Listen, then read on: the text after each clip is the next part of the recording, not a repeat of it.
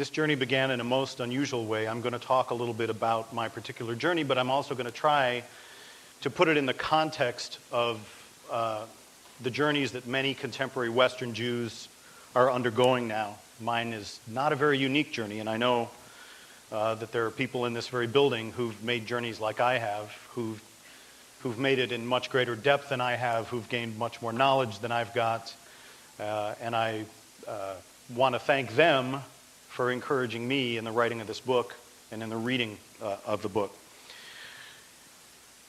I am a classic case of arrested development.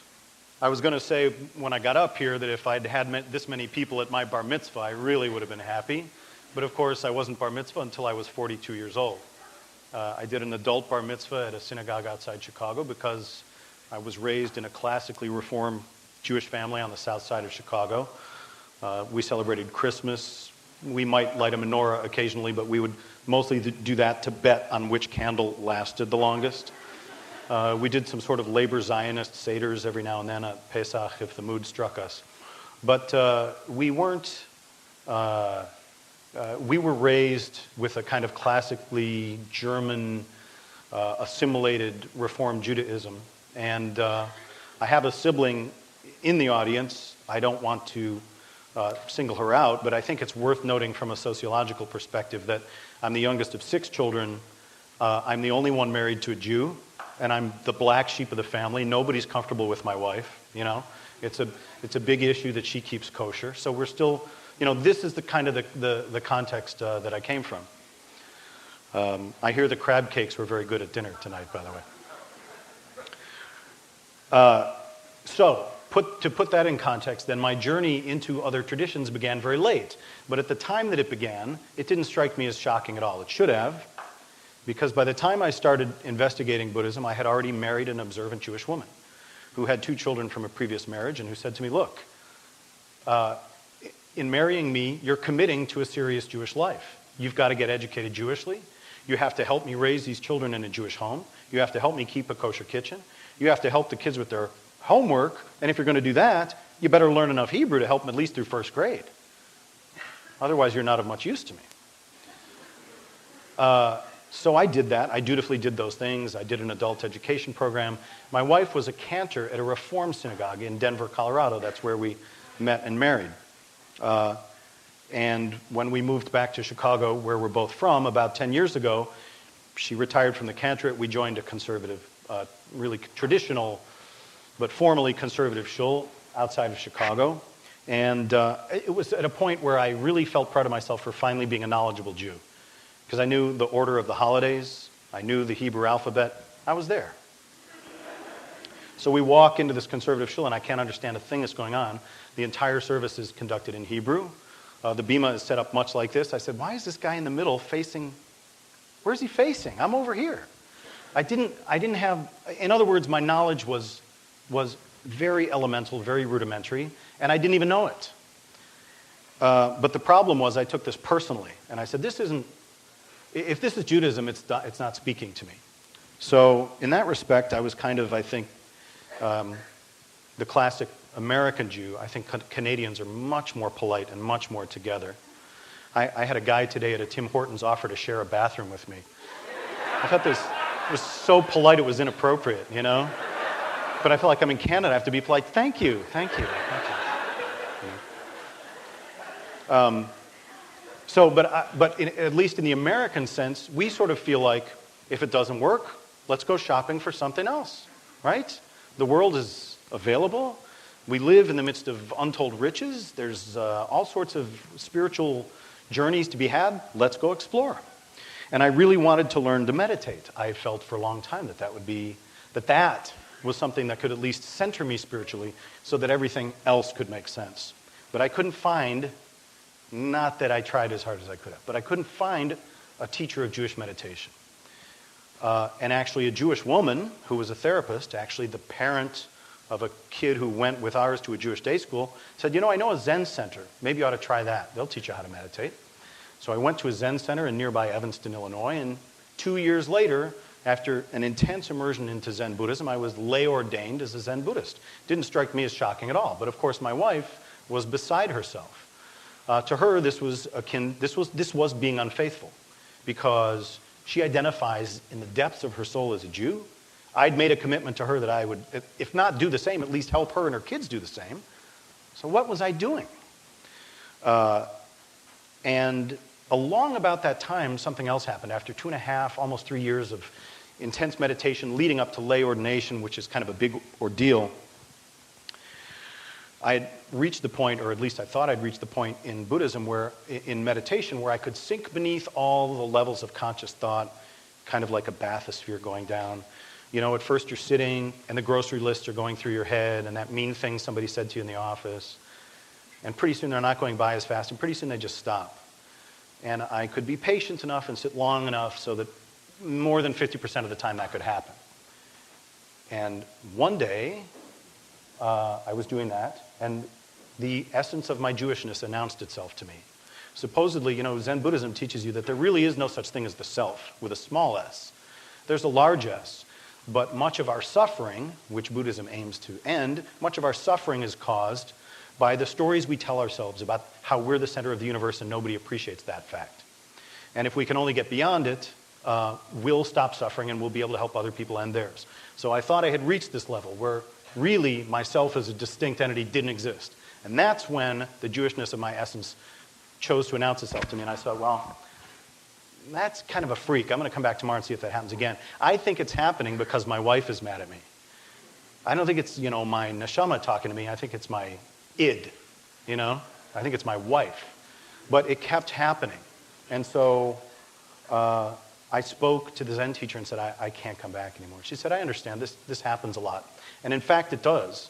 In fact, a lot of Jews who go deeply exploring other traditions come back. And they come back renewed, refreshed, invigorated, inspired to find what they now know exists in Judaism, or now sense exists in Judaism. I think Jews for Judaism is very good at that work. And I think Rabbi Skobak and his wife Hashi, who taught a meditation class at my house and did a wonderful job, I think they deeply recognize that Jews can be helped to learn this. I certainly learned it. And I said to Rabbi Tatz in the book, you know, it may not be such a good thing in the eyes of many Jews that I did this, but I think it made me a better Jew in the end.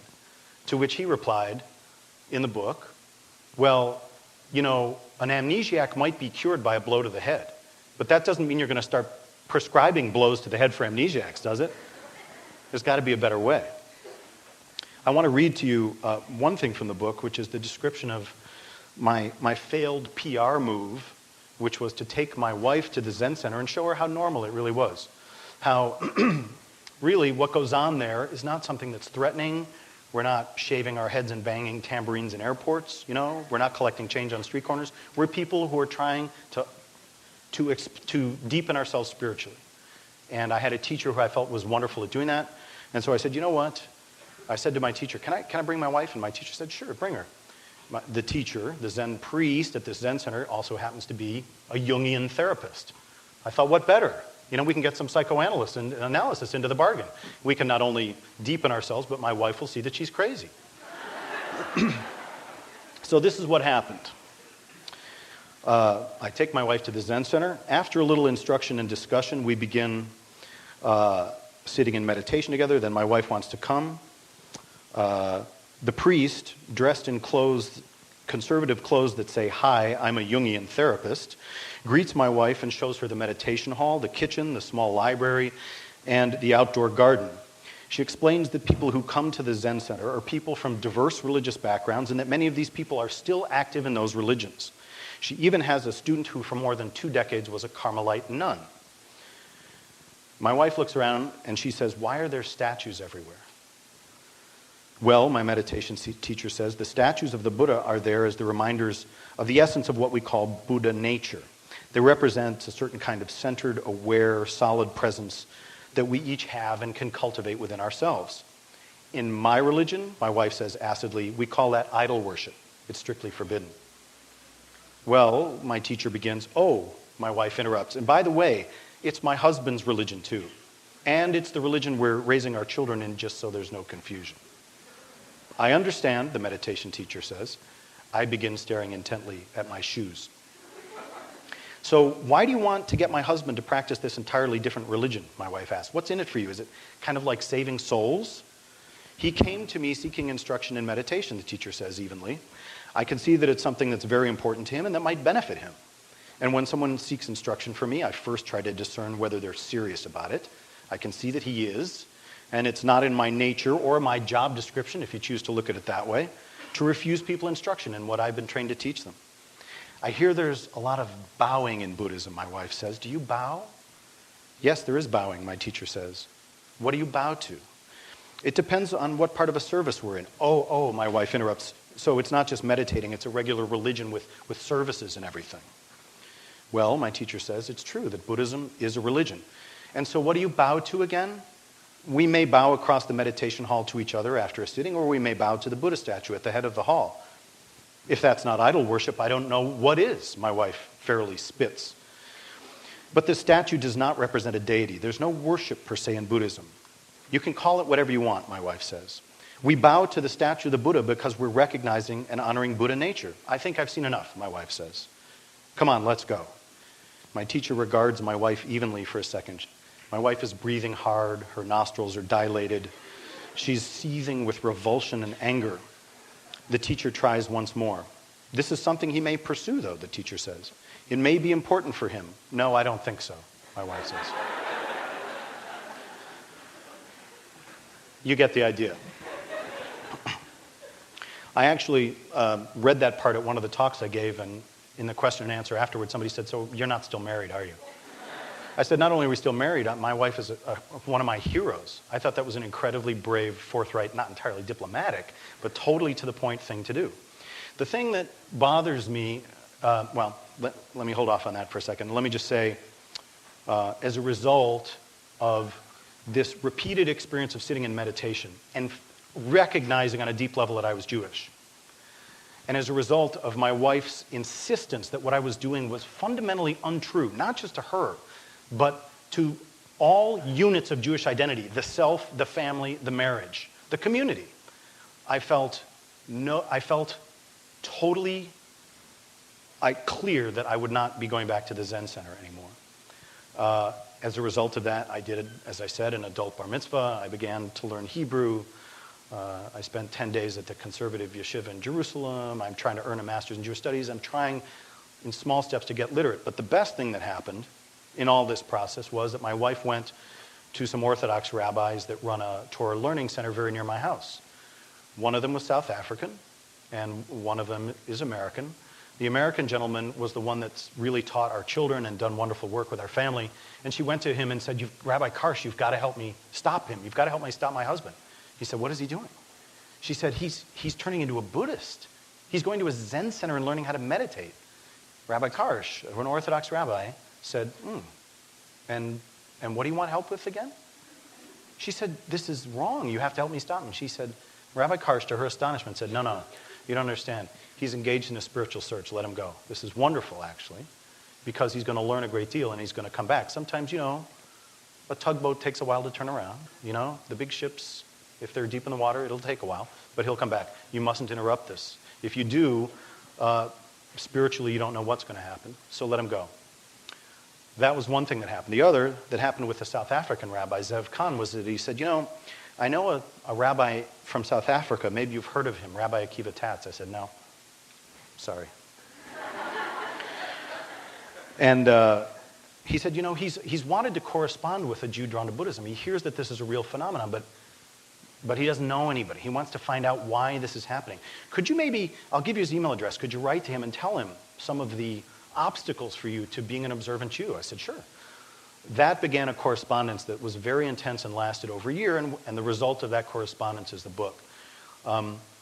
Rabbi Tatz, in a way that only a master can do, made clear his deep disdain for what I did and his deep compassion for why I did it. And he taught me brilliantly without ever judging me. Or if he did judge me, it didn't occur in a way that I felt was going to obstruct my growth as a Jew. I've learned a lot, and I've learned, among other things, that the Talmud says that the temple was destroyed because of baseless hatred between Jews. One thing that I feel is a great obstacle to Jewish learning is sectarian strife between the various denominations of Judaism. I think the knowledge is there for all Jews to delve into. I think the knowledge and the dogma in contravention to what most people believe, rather than being an obstacle to spiritual growth, is actually the doorway to spiritual growth. Learning the choreography must, however, be accompanied by hearing the music. The Shema is the central prayer, and it's about hearing. And the brain, our brain, if I've learned anything in Buddhism, is that the brain makes a great deal of noise. The brain is a filter.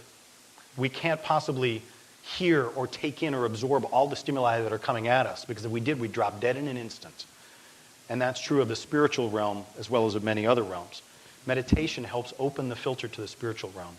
It helps open the filter to prayer, to understanding what prayer really is. Excuse me for a moment.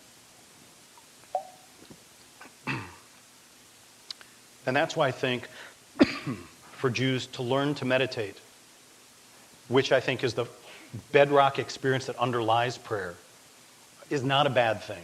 It's not something all Jews need to do. And let me hasten to say that I don't think my experience gives me the right to tell anybody what to do. I can only share with you my experience and hope that you'll learn from it. And my experience has been that meditation is at its root a Jewish experience. There are stories of meditation all through the Torah and all through the Tanakh. There is a wonderful tradition of Jewish meditation. And it is nothing but preparation for prayer. If that is the worst thing that we do as Jews, then that's not so bad. I'd like to just finish by reading an exchange that I had with Rabbi Tatz about my journey through Buddhism and about what it means for Judaism in general. I said, "Dear Akiva, the Jew who levels claims of inaccessibility may be a lot like me, experiencing that inaccessibility despite living an active Jewish life, pursuing more Jewish education, raising Jewish children. The real question is, exactly what is it about Judaism that is sending Jews in other directions?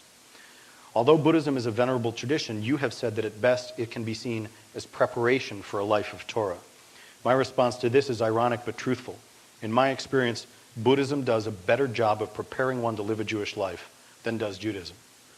I'll quote to you from Rabbi Tatz's response. "Dear David, that is exile. That is how far the Western Jew has become estranged from the real and proper engagement of his mind and heart. A core issue here is lack of genuine Jewish education, and far worse, non-authentic Jewish education, to the point where what is known of Judaism could hardly be more wrong.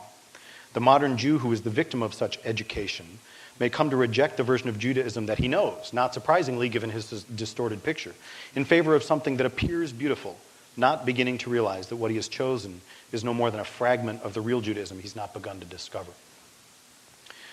Rabbi Tatz and I don't necessarily see eye to eye on all things, but in that we agree. And I think that's where I'm going to end my comments. So before I entirely end it, I just want to say that I hope that each of you who want to explore spiritually and who are Jewish will consider doing so in a Jewish context, because I've learned the hard way that though there are many ways up a mountain, there are also many Jewish ways up that particular mountain, and that they all deserve exploration and are crying out to be explored. And you don't have to take the scenic detours. Certainly there are those who will and do, and they're not to be judged. But there are riches waiting for all of us, crying to us not only from the books, but from the experiences and the teachers that are in our midst, amongst whom I count Rabbi Tatz gratefully. Thank you very much.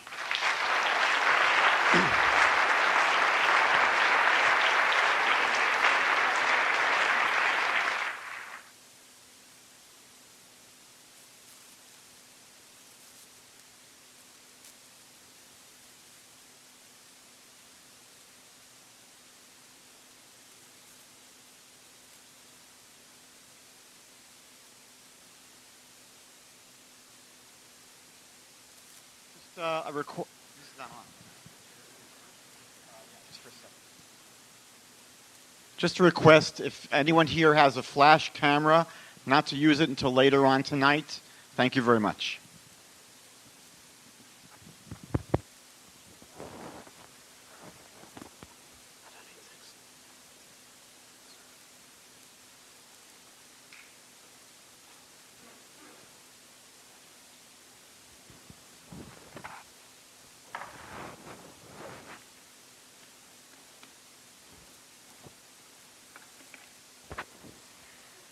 first of all, like to thank David for that excellent presentation and for coming all the way to be part of this, this meeting, this opportunity to share ideas.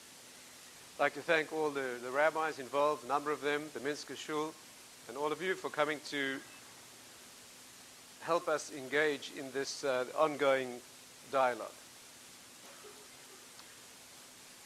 It should be obvious to you that David has come a long way. If only he could learn to speak with the right accent,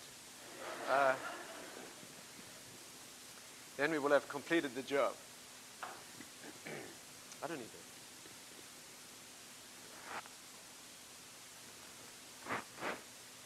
that. I'm not really sure what is of major interest to you. My own personal story, perhaps we can discuss a little later if it is really relevant. I was not brought up religious, I was brought up normal. And I got more perhaps involved during my years after high school and during my years at medical school for various reasons in South Africa. And if you have the interest in my own personal journey, perhaps we can talk about that afterwards. But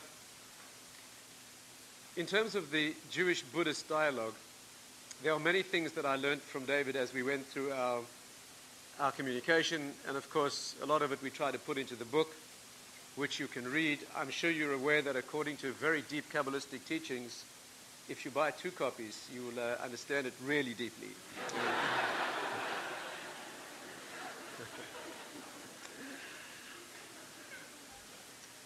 But if you buy 3, it'll be...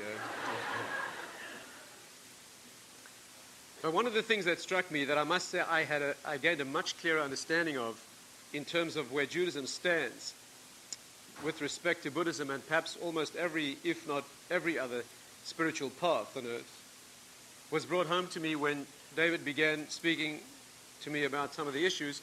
And I had the opportunity in London when my teacher, one of the great rabbinic authorities of this generation, visited us during this time we were writing the book together, and I shared with him some of the things I'd learned about Buddhism and asked him some questions.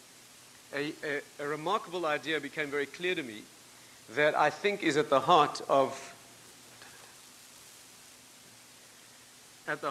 Jewish thinking, and I'd like to try to share it with you in the time that we have, and if you have an interest in this, we can explore it further.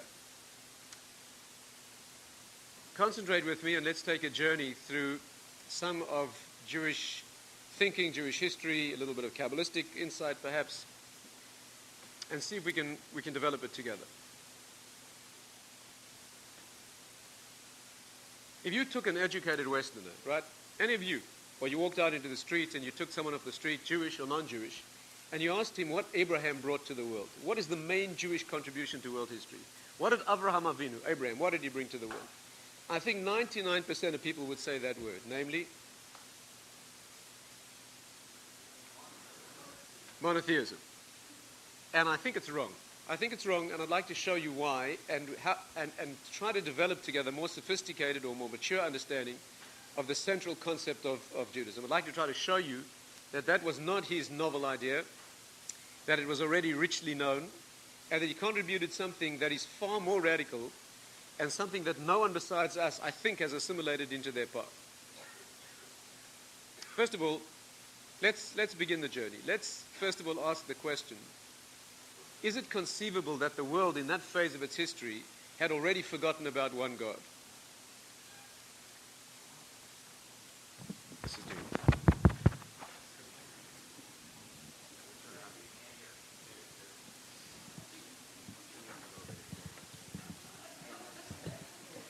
Okay, let's try again.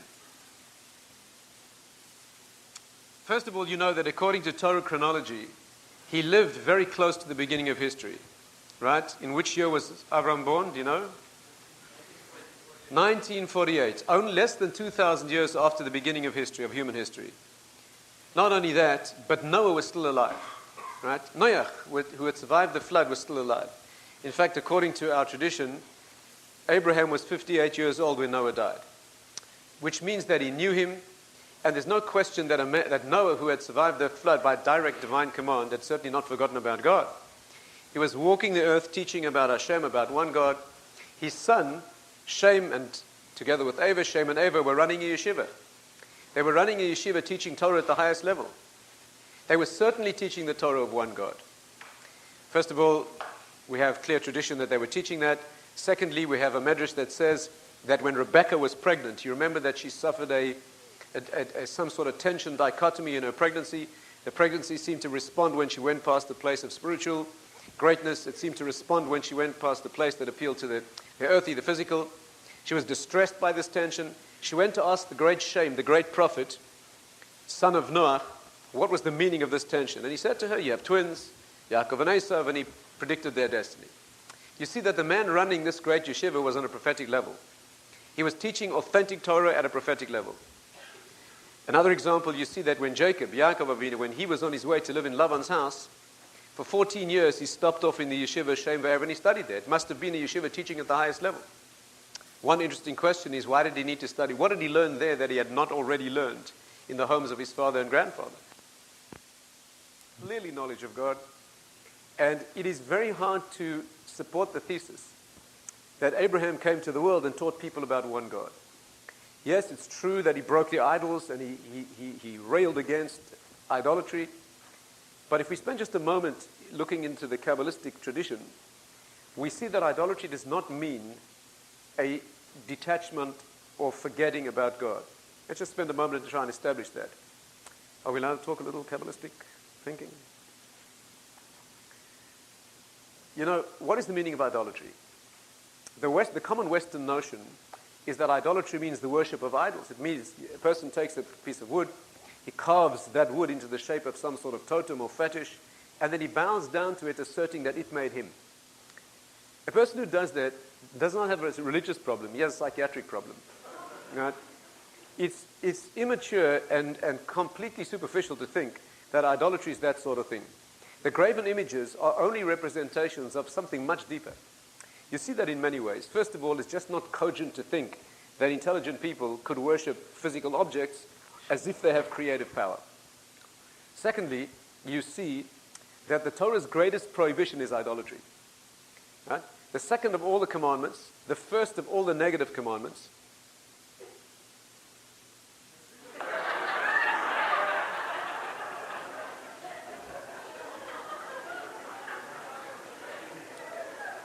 it's going to be a long night.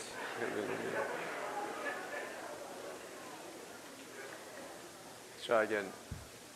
The first of all negative commandments, which Kabbalistically means contains all the rest, is the prohibition of idolatry. If idolatry is no more than the worship of empty fetishes, figments of some South Sea Islander's imagination, it would not be the major prohibition of the Torah. If that were the case, if that was all it was, then the Torah should have 613 commandments, and the 614th should be, thou shalt not be foolish. But obviously it's something much deeper than that. To put the question in a more sophisticated way, this is the way our sages put it. You know that all the names of idols in the Torah are the same names as divine names. Do you know that? Ki kol Elohei ha'amim elilim, because all the gods of the nations are false gods. Elohei ha'amim, that's the same name we use for God. It's true we never use the name of essence, the four-letter name of essence that we never pronounce. That's never used in this context. But all the other names that are given to idolatry are the same words that are used in the divine context. And Hebrew is a description of essence. Right? If that name is a divine name and it's also used as a name of an idolatrous focus, there has to be something incredibly deep and real about that idolatrous reality. And the correct concept is this. Idolatry does not mean the worship of some graven image or some star or zodiac as if it has divine power. The concept is more like this. The Kabbalists say that there are many interlocking worlds. Again, this is not particularly secret stuff. You can read it in many sources. There are many devolving worlds, each one interlocking with the one beneath it. Each one bringing out the one beneath it, which is a more concrete, a more tangible level, close to the physical, until finally the end of all the worlds is the one we inhabit. You can't go lower than this, because this is a world which is completely finite. Things in this world have a particular measure. You can't freeze them more than that. Technically speaking, there is one world beyond this. That's the world of the dark forces. That's another discussion. But in terms of the devolution of worlds, this is the lowest. The principle is that each world, right, stay with me, each world brings out one beneath it, and has the purpose of connecting all that comes above it to all that is below. Each world in this system has something in common with the world above, and a translation mechanism, and something in common with the world beneath it. And that's the principle, a lot to talk about here. Let's focus for a moment on one particular layer in this system, the second last of the worlds. The second last of all these worlds, and I'm simplifying and just skipping much here just for trying to get the central idea across. The second last layer in these layers is the world that's known as the world of the zodiac, what's called the mazalot. Mazal in Hebrew means to flow, right? It does not mean luck. People think mazal means luck. That's exactly the opposite of what it means. In Hebrew, nozel means a liquid. Mazal means the world that brings down the flow of energy from the higher worlds, translates the oneness that is manifest above into the differentiated particulate expression in this world. In an image that is dangerous, but one is allowed to use, the Kabbalists say that the higher worlds are like a basin of water, a bath of water, in which all the water is indiscernible, it's one. But in the bottom of the basin, if you picture the ceiling as being the bottom of those worlds, there are holes. And the holes bring down the channels. Each, what is called in Kabbalistic writings, the tzinorot, each channel, each pipeline, brings down a specific and finite dispensation that results in a particular object or event in this world. Mazal means the place of flow. Just as an aside, by the way, what do you mean when you say mazal tov? What do you mean? What do you mean as a Jew when you say, you mean good luck? Is that what you mean? That is a pagan travesty of the first order. If someone is getting married and you say mazal tov and you mean good luck, you may your marriage turn out like 3 cherries in a row. That's what I hope you're... A Jew has no business, that's not what you mean. What you mean is, may this marriage be affected, influenced by an auspicious flow of divine energy from a hidden layer into your life. It's the opposite of luck. Luck means that which is detached from any meaningful control dimension. That's the concept. Now, idolatry is this. When a person looks up to the source of those channels, he's looking correctly. He's looking to the source of where the energy comes from. The correct method is to look beyond the channels to the source of oneness. That's the Jewish role. Idolatry is the process of looking up at the channels and stopping there. What's the motivation? The motivation is the person's concerned to look only to the source of what he needs. If you want a crude analogy, the departmental heads. In other words, he's interested in the fellow who runs the department because he supplies the goods. In the very memorable analogy of one of my great teachers, he said in a very, very slick analogy, he said, idolatry is like a person who walks into a department store and he sees a camera behind the counter that costs $1,500, he only has $150. He calls over the fellow behind the counter and he says to him, I'll slip you $150, you slip me the camera. He's only interested in who runs the department. He's not interested in who owns the overall store. Because he doesn't deal with me directly, doesn't deliver the goods. That is exactly the opposite of Judaism. We are not looking to the individual channel. The Greeks had a god of everything. God of love, God of war, God of fertility, God of peace. No God who created the world because he's irrelevant to me. The Jewish path is you walk into the department store and you go and see the owner and you tell him you want it for 150. Right? That is the way we function. Our process is looking through the channels to the source. We are allergic to the concept of intermediaries. Do you know there are some Jewish families that do not sing Shalom Aleichem on Friday night? Do you know why? Because in the second verse of that song you say, Baruchuni l'shalom, bless me in peace to the angels. And you may make the mistake of thinking that this angel has some independent decision-making power. And for that reason, the people who don't sing it. Because you have to understand that a channel is only an intermediary, and you look beyond the intermediary. The foolishness of idolatry is imagining that the channel, although it's real, has independence. Are we together? In other words, in summary, an idolater has not forgotten about God. He just doesn't relate to him. He's interested only in who delivers the goods because what he's really interested in is himself. Right? That's the full inversion. So let's go back to our main theme. Abraham comes on the scene and he fights against idolatry, meaning that what's relevant here is the oneness behind the scenes. But people had not forgotten about God. There are many other questions you could ask here. We could spend perhaps all night doing that. But let me pick out what I think is the solution to the question, answer to the question of what it is that he brought to the world. But we need to concentrate here because there are unfamiliar ideas. Here's the history of this problem, and here's the Jewish solution, and here's the non-Jewish response in general. When man sinned originally, when Adam sinned, Adam and Eve united, when they sinned, what happened was this. Previous to the sin, the soul and the body were completely united. That means the body was an incandescent, it was a vessel that allowed the luminescence of the soul of the neshama to shine through. The way this is put in our deep sources is that man was clothed in garments of light. What's called kosmos or. He wore garments of light. What does it mean to wear a garment of light? It means that the garment doesn't hide, it reveals. The garment we're talking about was the body. They wore no clothes. Right? They wore no clothes. Man and woman wore no clothes originally because there was no sense of shame. What generates shame? Why do you feel ashamed with no clothes on? The reason you feel ashamed is because you're aware that you have an inner angelic being that is housed in an outer animal body. It's the schism between those, the dichotomy between those elements that causes shame. There's a shame in having an angelic, transcendent, infinite inner being represented in a body that is exactly in common with an animal. The response to that is to cover the body. There are two responses, of course. The incorrect response is to cover the nakedness to hide the shame. The correct response, which is exactly the Jewish response, is to hide the body in a way that demonstrates its dignity. Right? There's a tension here. You know that the Kabbalists say that Aleph is always the letter of the soul. It's the only silent letter in the Hebrew alphabet. You know that the Hebrew says everything. Aleph is the letter of the soul. Aleph in Hebrew means to teach, to raise spiritually. Aleph is the highest number. Aluf is the highest.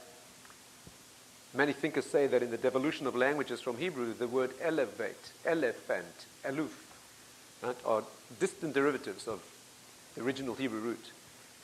The Aleph is always the letter of spirituality. It means one, it indicates the whole spiritual world. Do you know how an Aleph looks? 10 Kabbalistic dimensions coming down from above, 10 reflected in this world, and the letter Vav joining them, the letter of conjunction. 10, 10, and 6, 26, the divine name. The Aleph says the whole story is in the Aleph. And after that, the next three letters in the alphabet are Bet, Gimel, Dalet, Beged, a garment. First the soul, and then the next three letters, as you come down into the world, spell the vessel that covers that garment. And of course, it's no accident that the word Beged in Hebrew means a garment and treachery. The same word, because a garment, you know the old English word for a traitor? Is a turncoat. Right? Because the garment reveals dignity. When a king wears royal garments, it hides the king, but it shows that he's royal. Right? That's the tension here. But that was not necessary before the sin. Right? The response. You know what the Kabbalists say, an amazing thing. Man was clothed before the sin in Aleph Vav Resh, light, or. And after the sin, he became clothed in Ayin Vav Resh, also pronounced or. You know that there's a Kabbalistic principle that in Hebrew, whenever an Aleph becomes an Ayin, it represents a transition from spiritual to physical. Right? A falling into the physical. First he was clothed in light, and then he became clothed in or, skin. But if you know in the Hebrew, you know that the word ayin vav resh, which spells skin, literally spells iver, blind. First he was clothed in light, meaning in that which reveals, and now he's clothed in a hide. Why is it called a hide, incidentally? Why is it called a hide? Before it was that which revealed, now it's that which hides. That was the situation. So here you have this being who has a body. One Kabbalistic master once said that if you looked at Adam, you saw only the soul. The voltage was so intense, all you saw was the soul shining through. If you look very carefully, you could make out the wisp of a body. Today, when you look at a person, all you see is the body. And if you look very carefully, you can make out a very faint glow of spiritual sensitivity. But it's the exact inverse of what it was. You know, there's a very humiliating way to put this, and we might as well share it. You know, Rabbi Dessler says that when man was created initially, the inversion has been so complete, it's utterly humiliating. You know that when man was created originally, his first-person consciousness was spirit. And his second person, the second-person voice, was temptation. That's why the serpent depicts it as, the Torah depicts it as a serpent. That means the I was all spiritual. And the outside voice, the you, was temptation. Right? Now, after the sin, the first-person voice is always physical. Always physical. When you have something delicious and tempting, what does your inner voice say? I'd like to taste that. And how does your conscience speak? No, you shouldn't. Isn't that humiliating? That's how we construct it now. And usually, by the way, the tone of voice is not equal either. It's, I'd like to taste that. And the conscience is, excuse me, you shouldn't. The Talmud says that the lowest self is first like a passerby in the street, and then he's like a guest at the door, a beggar at the door, then he's like a guest, and then if you're lucky, you remain the guest. Right? Can I put it one more way? My great teacher in Jerusalem once said this: what's the right way to rob a bank? Walking with a motorcycle helmet and a caution is not for a Jewish boy. The way to rob a bank is you make an appointment with the manager, you walk into his office, you lock the door behind you, you put a sock in his mouth, you put him in his closet, lock the closet, you sit in his desk and you run the bank. That's the sensible way. That's the sensible way to run a bank. That's how we have been hijacked by our lower selves. Yeah, we think of it in the first person. That's foreign to the ideal human condition. Now, let's take one more. Are we together? One more step. What was the human response to this problem?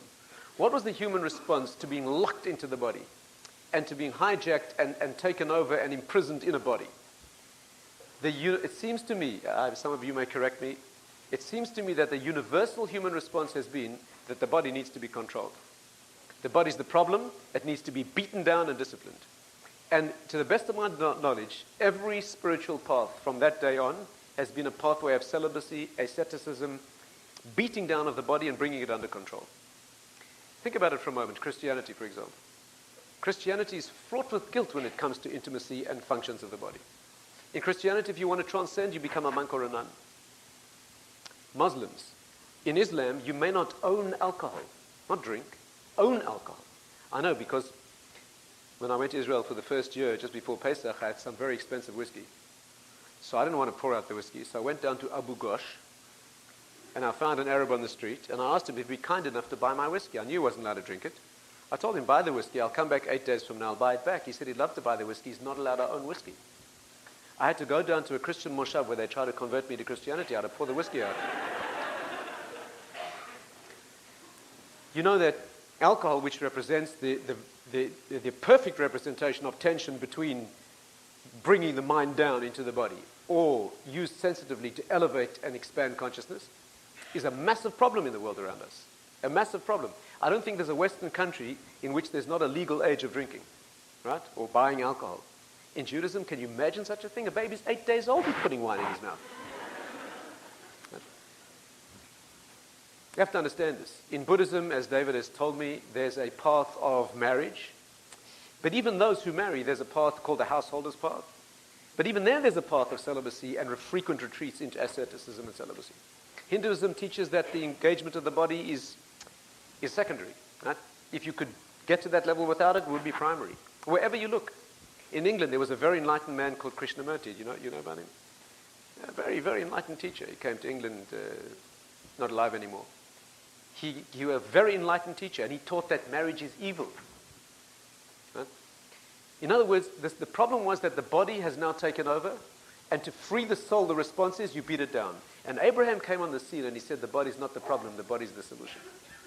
And Judaism became a path that engages the body to elevate it to sanctity. And the rest of the world said to him, you're crazy. When you allow the body to speak, if you pander to the body, you give it its pleasure, and you indulge the pleasures of the body, you will sink the mind down into that quicksand. And he said the function that we have to do now, what we have to do now, we have to put the mind into the body and elevate the physicality of the body to sanctity. And the reason is because you're postulating here a schizoid world. You're postulating a world that has now been torn apart. And our function is to stitch it together. Because the deepest principle of Judaism is Hashem Elokeinu Hashem Echad. And you can't live Jewishly in a world that is split asunder. Do you know what the Medrash says? The Medrash says we have a young sister. Right? We have a verse in Shir HaShirim. Achot lanu ketana. We have a young sister. The Medrash says, who's our young sister? Abraham. Why? Because the word achot in Hebrew, meaning brother or sister, means to reconnect, to connect. Ach means brothers or people who are connected. Right? Achot means someone. The word la'acheh in Hebrew means to stitch together. Why is he called our young sister? Because he stitched together the torn world. Which torn world? The world of physicality and earthiness and sensuality, and the world of sanctity.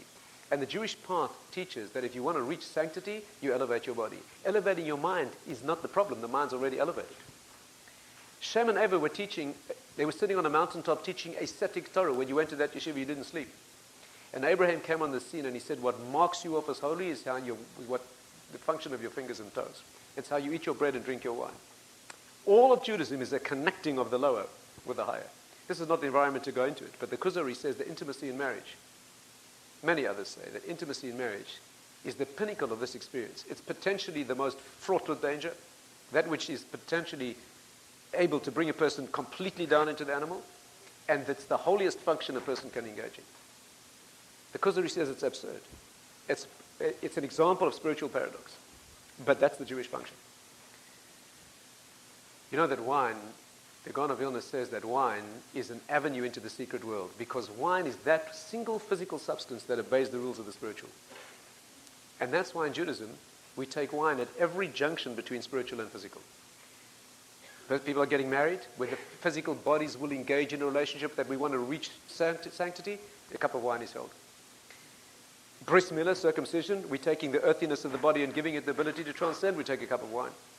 Shabbos, when the week transcends into the elevation of Shabbos, we take a cup of wine. In every moment of connection, of course, Saturday night is the pinnacle of that experience, where you come down into the week to elevate the week for our higher Shabbos next week.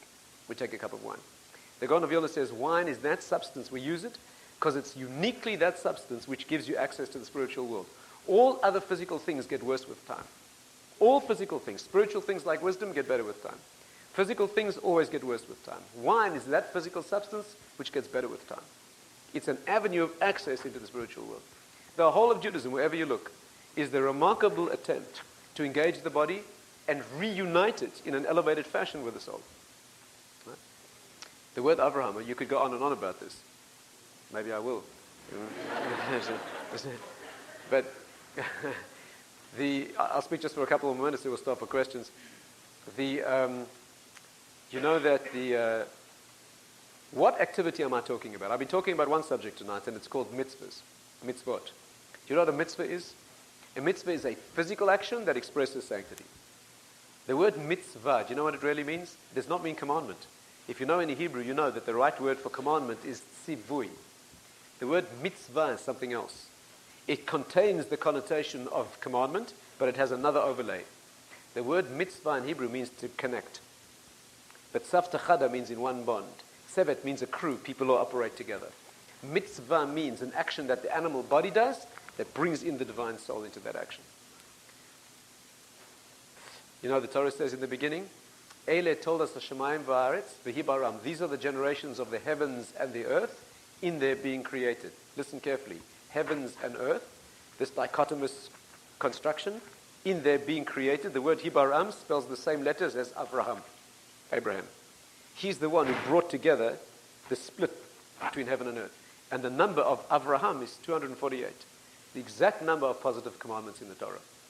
He's the one who brings in the sanctity of his body an expression of the divine. Right? And that, of course, any Jew who understands what circumcision is, understands that that's exactly the message. There are many places you see this. I'll just give you two more examples, if I may. One, the Torah says, the Gemara says, the Talmud says, that anybody who learns Torah and does not practice mitzvot in the world, that Torah is not Torah. Why not? If I engage that mystical wisdom and I understand it all, and I fail to act in accordance with it in the world, I don't fulfill it. Why is it not Torah? It's still wisdom. Answer is that Jewish Torah is that which is conditional upon being brought into action. One more example. The Talmud says that if a person grows up to be a person who knows Torah but does not fulfill it in the world, does not practice it with his hands and feet, doesn't live it in his body, it's better that his mother's afterbirth should have covered his face and smothered him at birth. That's what it says. Now that is a very peculiar expression. Why exactly that? Again, an amazing idea here. What exactly is the concept of a person, a child, dying at the point of birth? What does that mean? And the answer is this. The Talmud says that when a child is in the womb, it learns the whole Torah. Jew or non-Jew, incidentally. A person in the womb learns the whole Torah. He knows the whole spiritual world. He sees from one end of the world to the other. He knows his own destiny, his own role, his own marital partner. He knows the whole cosmic structure. And as he's born, at the moment of birth, an angel strikes him on the mouth and he forgets the whole Torah. He's born as an unlearned child who knows nothing, who has to fight his whole life to get back to the knowledge that he once had for free. Long and complicated story, a lot to talk about. But the concept is this. A person who grows up in the world and has not fulfilled Torah with his body, the perfect moment for such a person to die is at the moment of birth. Because if what he's looking for is Torah wisdom, he'll never have it as good as he had it in the womb, because then he had it all. The point of being born is not to get back to that Torah knowledge. It's to get back to it and practice it in the world. Yeah. And that's the object. The object is to live in a body that is potentially fallen, lecherous, smelly, contains excrement given to disintegration, and to make that holy. The Kabbalistic teaching is that existence in the next world is the existence of the body. That's why one of the 13 fundamentals in Jewish teaching is the resurrection of the body. It's not incidental. It's because the body and the soul... Can I give you one more example? There's one more? I promise. One more. Body and soul form an integrated unit that is called life. One without the other is irrelevant. And here's the final example. The Talmud says that when Rabbi Yehuda Nasi, the author of the Mishnah, was arguing with his friend Antoninus, the Roman emperor, Marcus Aurelius, who was a very great man spiritually, they used to debate spiritual matters. On one occasion, Antoninus said to him, you have to understand, this comes from a Roman. That's from that perspective, right? He said to him, I will show you that when you die, you can exempt yourself from punishment. How? Because when you die, dying means separation of soul and body, right? That's the definition in Torah of death. Death doesn't mean that the soul disappears. The soul is eternal. Dying means that the two are distracted one from the other. So when the two are separated in death, you'll be able to exempt yourself from punishment. Because when God comes to punish the body will say, what do you want from me? I'm just a lump of clay. If it hadn't been from the animating power of the soul, I never would have sinned. Then when God tries to punish the soul will say, what do you want from me? I'm floating there like a bird. If it hadn't been for the earthiness of the body, I never would have sinned. Nice try, huh? So Rebbe said, I'll answer you as follows. Listen to this beautiful illustration. He said to him, there once was a king who had an orchard. And he had beautiful ripe fruit in his orchard. And he took 2 guards to guard the orchard. One was a blind man and one was a lame man. The 2 guards began guarding, and the lame man said to the blind man, I see very delicious fruit. But he couldn't walk and the other one couldn't see. So the lame man climbed on the shoulders of the blind man, and using his ability to walk and his ability to see, they stole all the fruit and ate it. Sometime later, when they were lying under the trees full of fruit, the king arrived in his orchard, found all the fruit gone. So he walked up to the lame man, was about to beat him in punishment. The lame man said, Your Majesty, couldn't have been me. I couldn't walk. If it hadn't been for his legs, we never could have done this. So then he went over to the blind man, started to beat him, and he said, look, it couldn't be me. I couldn't see. If he hadn't seen for us, we never could have done this. So the king picked up the lame man, put him on the shoulders of the blind man, and beat them together. Right? Yeah, and the deep message here, of course, is that life is lived as a conjunction between neshama and guf, body and soul, and therefore eternity must represent the conjunction, again, of the unification of body and soul. And the point of being a Jew is not to have a holy mind. The point of being a Jew is to have a holy body.